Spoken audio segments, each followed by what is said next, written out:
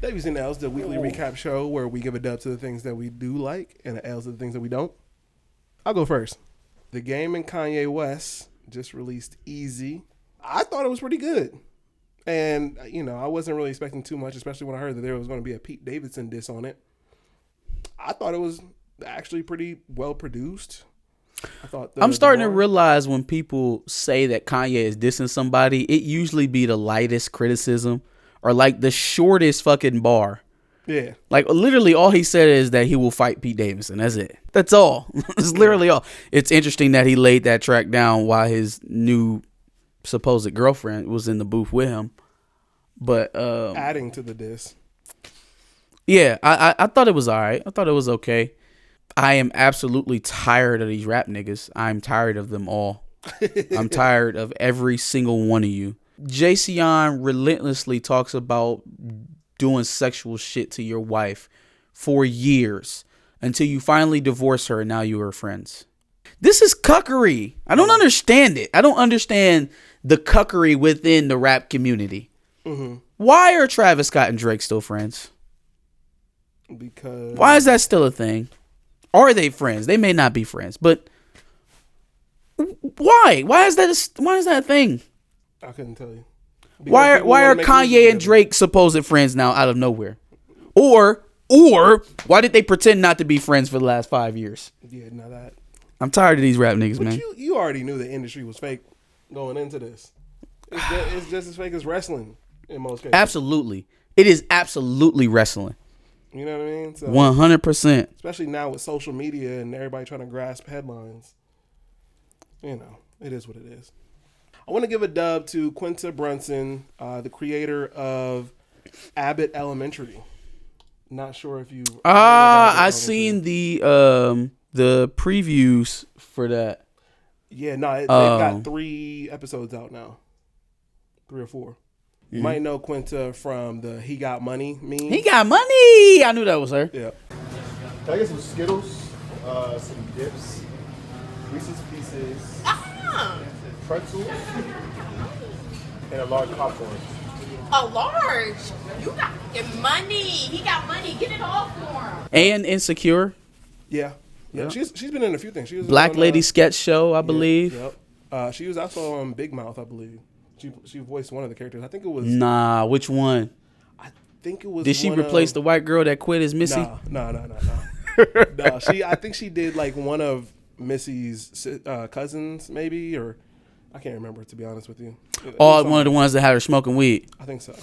So yeah, she's been doing quite a bit of things, and so she created Abbott Elementary, which is most of Black Twitter has been calling the Black Office. It's kind of shot in the same way, documentary style. The cut scenes, the documentary, okay. But mostly Black cast, set in Philly. Okay. I've only seen the first episode of it. Funny parts in it for sure. I want to see more. I've heard some criticism about the depiction of the principal. What are your thoughts on that? I haven't seen it yet, but it sounds like you've watched it. What do you think? So I guess I could understand. The principal, for the most part, is pretty corrupt. Okay. And so, like, basically stealing money for what she thinks is right. Okay. Like, for example, I don't want to give anything away. She just kind of misplaces funds. Is it a morality thing or is it like an intelligence thing? I don't have a problem with someone being moral for comedic or immoral for comedic reasons.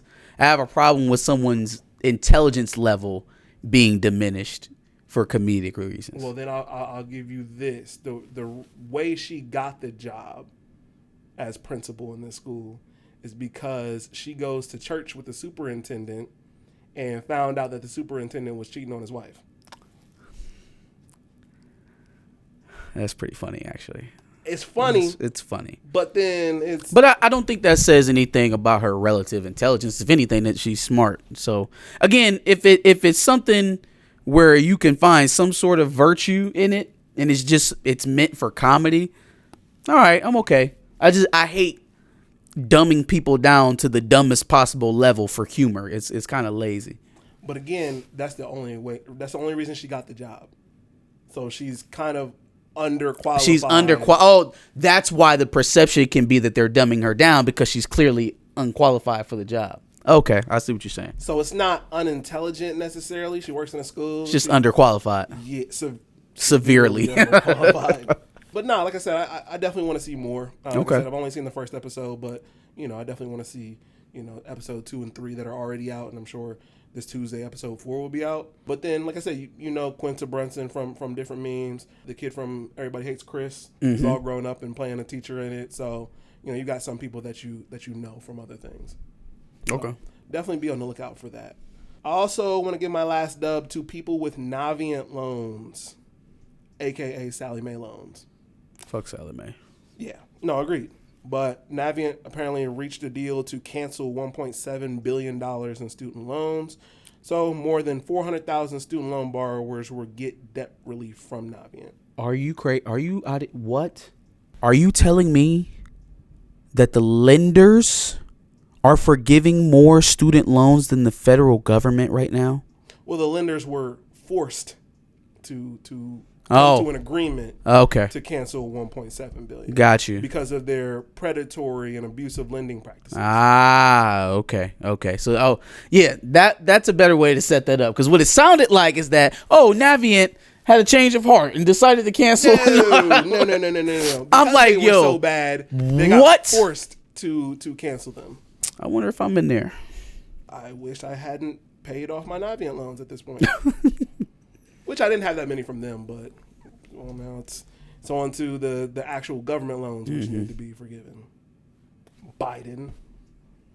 But we'll see. But I mean, I'm happy for the people who still had Navient loans. Again, they are pretty abusive about their loans, so I'm happy to see that some people are actually 70,000 taken out. Total balance paid back 50,000. Total balance owed $180,000. You know what I mean? Like, and those are specifically geared towards black people who didn't get funding anywhere else. Here we go. Reparations. But that's another talk for another day. You know what I mean? So we'll be here all afternoon. Well, we might be here all afternoon over my first L. Okay. The NFL is down to one black head coach. Woo! So you mean to tell me there's no black owners? There's pretty much no black people in these front offices. No black execs, general managers. And now you're only down to one black head coach.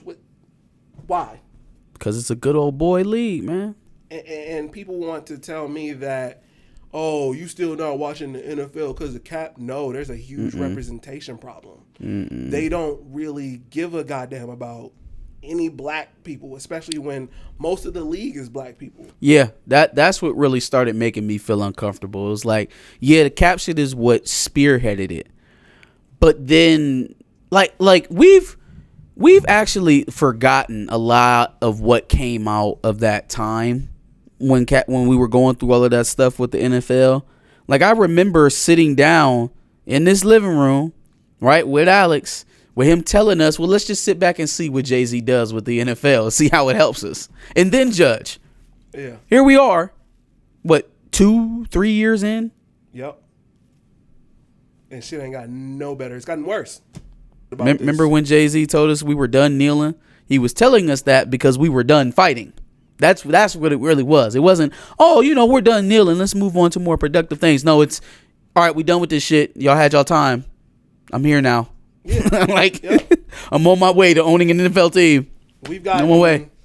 Did Travis Scott didn't actually perform. We've gotten the weekend. Didn't he? At the Super Bowl. He didn't perform at the Super Bowl? I thought he boycotted it.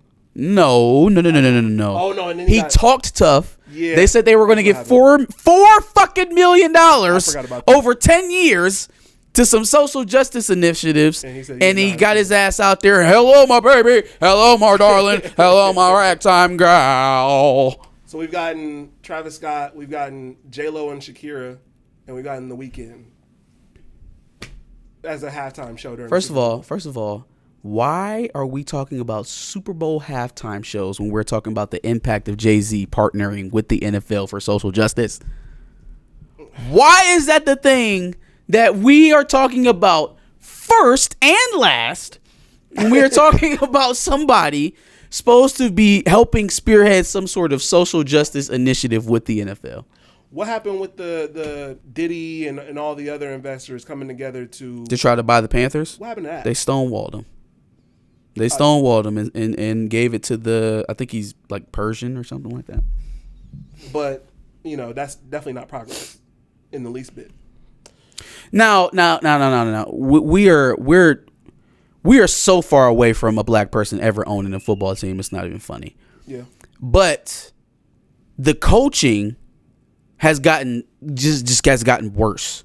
Like the amount of coaching numbers has gotten worse year over year over year over year. Mm-hmm. And it's our fault because we've signaled to them that we're going to watch it regardless. It's always been like this. Yeah. It has always been a bunch of black entertainers, athletes, putting their bodies on the line for white coaches, owners, and general managers. It has always been like that. Newsflash, it's like that in every other sport too. It's just that this league seems to have a total disregard for the optics in which they present it to you. Mm-hmm. Like, and I tweeted about this. Tell me why Ben Roethlisberger essentially sexually assaults multiple women, still plays, still goes on to play Super Bowls. Richie Incognito bullies a black man and a Japanese trainer, still played. But Michael Vick fights dogs and he's the worst person in America. I'm not caping for Michael Vick, but I will say there's definitely other black players who have got no.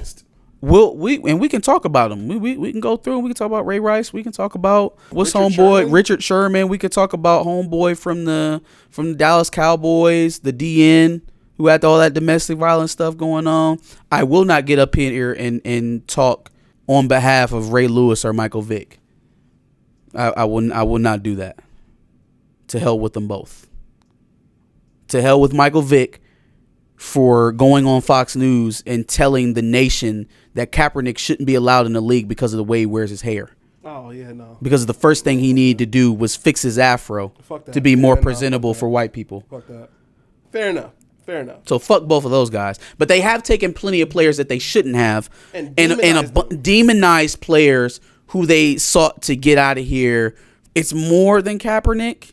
It is the image that they like to portray and how they go about handling things that have to do with racial animus. The black quarterback situation. Every time there's a black quarterback, they want a second guess, but then all these shitty white quarterbacks come in the league, and it's like they almost forget unless your name is Johnny Football.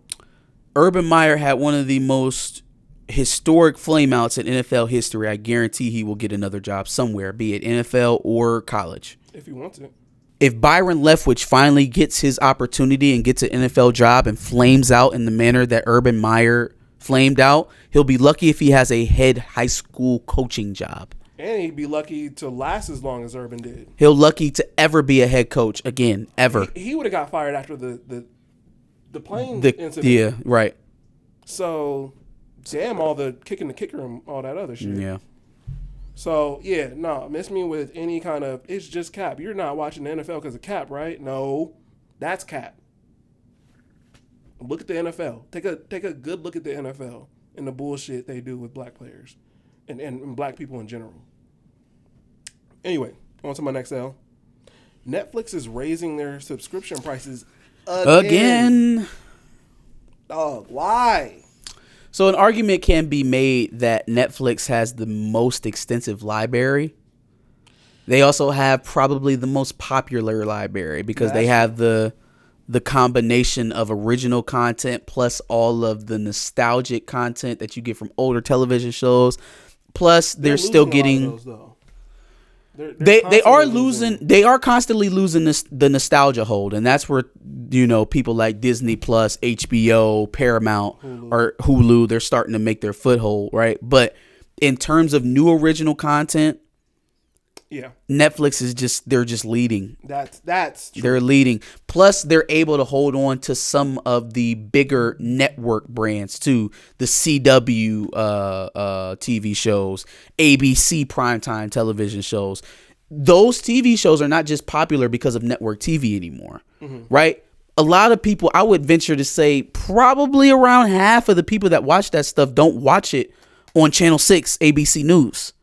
They watch it on various streaming platforms where they can binge it all at once, especially Grey's Anatomy.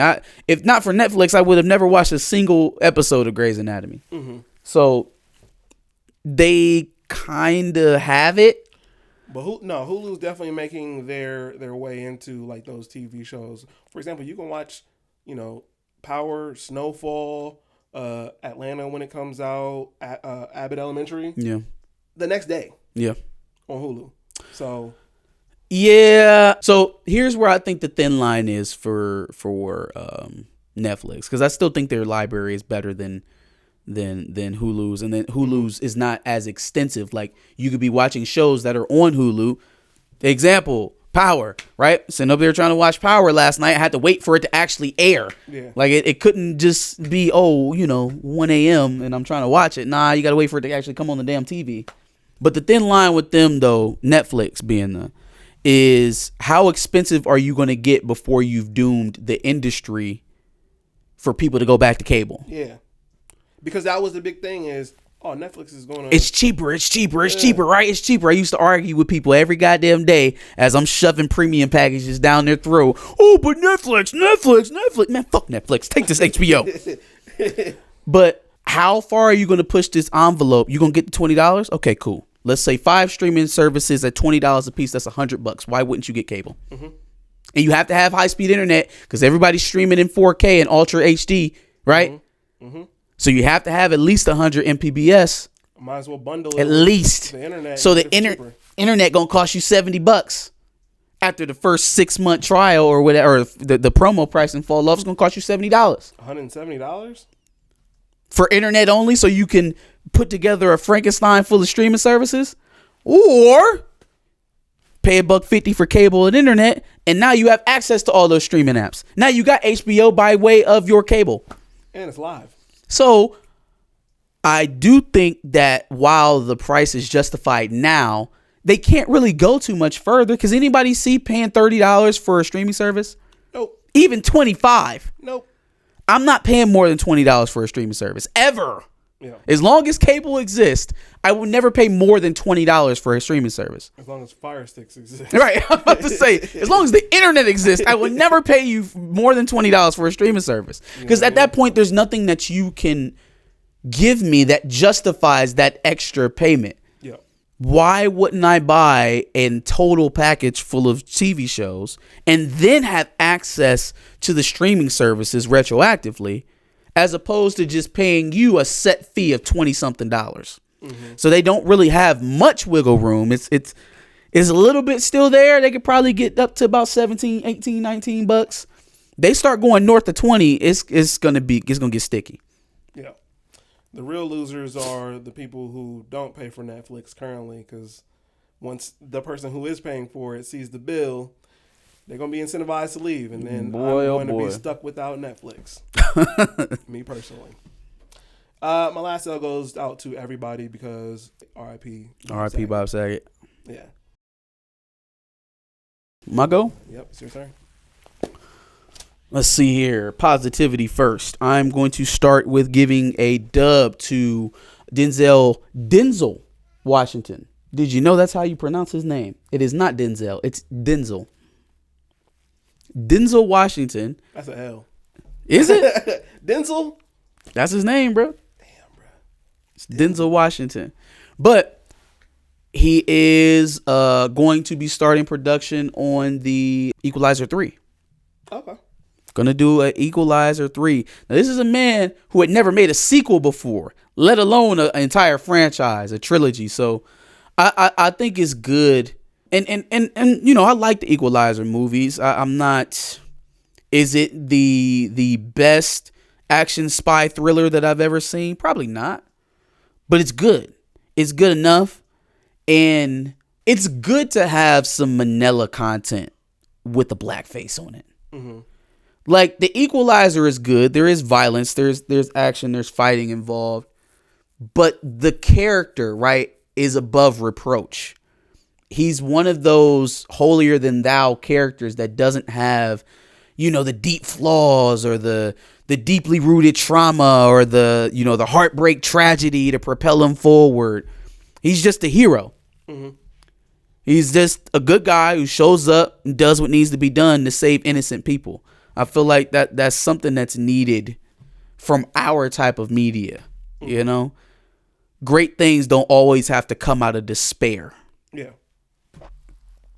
So yeah, shout out to the Equalizer 3. I'll definitely be lining up to go see that. For sure. Now we just had a very long soliloquy about why we don't watch, NFL. But once upon a time was a huge NFL fan. I'm a huge football fan, so obviously I gravitated towards a pro team. Cincinnati for years was my NFL team until I stopped watching. Carson Palmer was my first quarterback. I've sat through Carson Palmer, Chad Ochocinco, TJ Houshmandzadeh. TJ, who's your mama? Shut up. Cedric Benson, Rudy Johnson. Remember Rudy Johnson? Man, I love Rudy Johnson. Big, heavy back. And years on top of years on top of years, I'm watching the Bengals lose the division to the Steelers or lose it to the Ravens or lose it to the Steelers or lose it to the Ravens. Wild card loss after wild card loss. I stayed through the entire Marvin Lewis experiment. I have witnessed one of the worst, and even though they're good now, he is still one of the worst sports owners ever in Mike Brown. Refuse to play players who are still playing at a high level for other teams now. I see you, Andrew Whitworth. I see you, Zettler. Last night, for the first time in 31 years, after winning the AFC North, by the way, the Bengals won a fucking playoff game. You mean the Cincinnati LSU Tigers? The Cincinnati Bengals won a playoff game.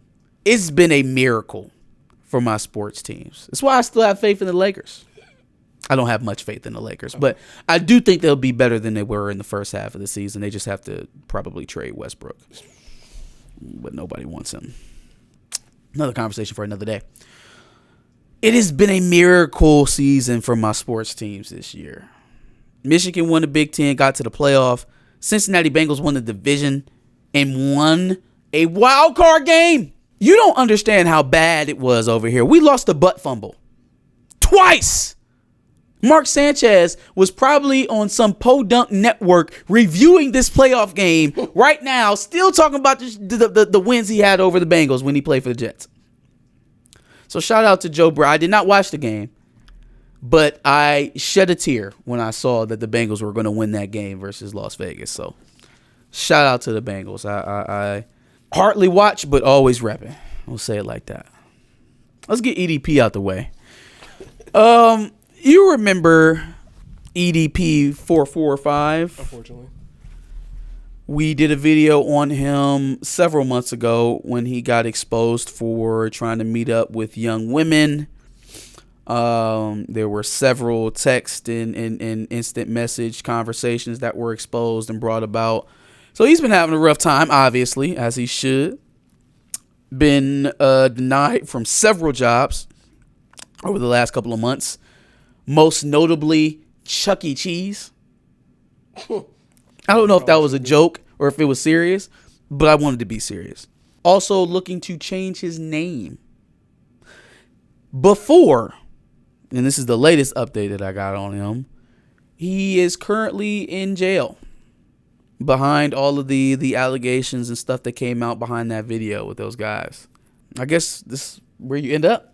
Just nasty work all around. Yeah, I mean, just nasty work. When you're a public figure and things go to shit because you are shit, this is to be expected. Man, what would have happened if you just would have told that dude to fuck off and walked away? Who knows? Definitely don't think he ends up. Well, he probably still ends up in jail somehow, some way. Yeah, because he's doing fucked up shit. Yeah. Let's give an L to, I don't know if this is a former girlfriend. She would be after this article. I think it was Hollywood Insider is reporting on Camila Marrone, girlfriend of Leonardo DiCaprio, famous actor and also great father. I'm glad I didn't look this up. Altogether funny guy. So imagine, ladies, you hit the jackpot and you get a date with one of the greatest actors of our time, Leo himself, Growing Pains guy himself, Leo DiCaprio. You land a date with him. And not only do you go on the date with him, but you skip a couple steps and you're on the date with the children. Sounds like you're in pretty good. Sounds like you are in pretty good. Sounds like you like if you are meeting his children on your one of your first dates, right? Rents out the theater, entire thing for you. Puts on a Star Wars marathon, which means he rented out a theater for like 12 hours. The whole day. And is playing with lightsabers with his kids running around in the theater while the movies are on. What type of sick, demented black soul of a person describes that as the worst date of their life? See, when I heard the story, I didn't know that the kids were along with him. So his kids were running around fighting with lightsabers while a Star Wars marathon was going on in a movie theater that was rented out specifically for that reason. No, but Pete, if his kids weren't along with him, Leonardo DiCaprio going around the theater playing with a lightsaber. No, that's nuts. Whoosh, whoosh, that's Luke Skywalker. That'd have been nuts. No, okay. Kid, you separate the kids from the situation, it does get a little bit more. It's a little bit more sticky, but that's funny. But no, she's a dog shit person for that. That's terrible. Nah, why would agree. you? That was the worst date of your life? Let the man have fun with his kids. A date with Leonardo DiCaprio where you didn't pay for shit was the worst date of your life? Yeah, no, bullshit. These OnlyFans girls getting out of hand. Facts. Last L I got is going out to, it's actually a follow-up on a story we did, was it last week's Dubs and L's, where we talked about Invincible not being underway at all, and it hasn't even started production on season 2. The reason for that, it seems as though Robert Kirkman, the writer and creator of not just Invincible but The Walking Dead, is a shyster. You know what I'm saying, a little shady, it's seeming like.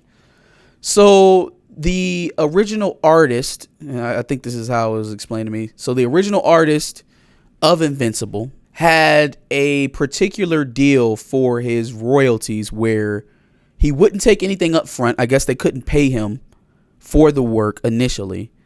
So what he did was he took some points. He took some points on the revenue for any adaptations, movies, TV shows, anything like that in the future. He would get paid a percentage on.